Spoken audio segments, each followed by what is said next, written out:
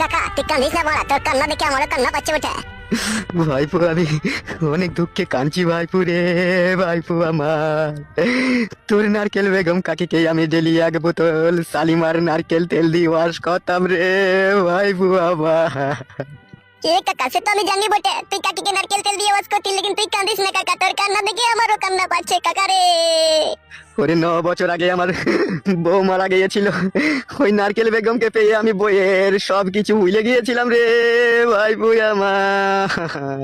আমার নারকেল বেগম আমাকে বললো আমি জামাই বাড়ি গিয়ে 2 দিন বেরিয়ে চলে আসবো রে ভাইপো।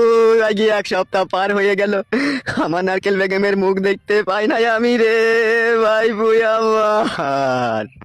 নারকেল বেগম, তোকে আমি পেয়ে জীবনের সমস্ত দুঃখ কষ্ট যন্ত্রণা ভুলে গিয়ে তোকে আপন করে নিয়ে সব সুখ ফিরে পেয়েছিলাম রে নারকেল বেগম আমার। নারকেল বেগম তুই কোথায় আছিস? নারকেল বেগম তুই বাড়ি ফিরে আয়, তুই বাড়ি ফিরে আয় নারকেল বেগম।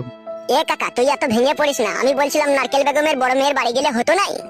হ্যাঁ ভাইপো, ভাইপো তো ঠিক কথাই বলেছিস রে। তাহলে উঠ লাউড়া, ওখান থেকে উঠ কাকা। তাহলে শুন কাকা, আর দেরি করিস না, তুই বেরিয়ে পড়। আর তুই নারকেল বেগমের বড় মেয়ের বাড়ি চিনিস তো? ওরে হ্যাঁ রে ভাইপো, আবছা মনে আছে, সেই বরযাত্রী যখন গিয়েছিলাম তখনই একবারই গিয়েছিলাম। ওরে হ্যাঁ রে কাকা চো, কোনো চাপ নাই, তুই তো ওর বড় মেয়ের জামাইয়ের নাম জানিস তো? হ্যাঁ জানি ভাইপো, দিলীপ নাম। তাহলে চো কাকা, এখনই ট্রেন আছে, এই ট্রেনেই চলে যাবো চো। হ্যাঁ ভাইপো চো, ভাইপো চো।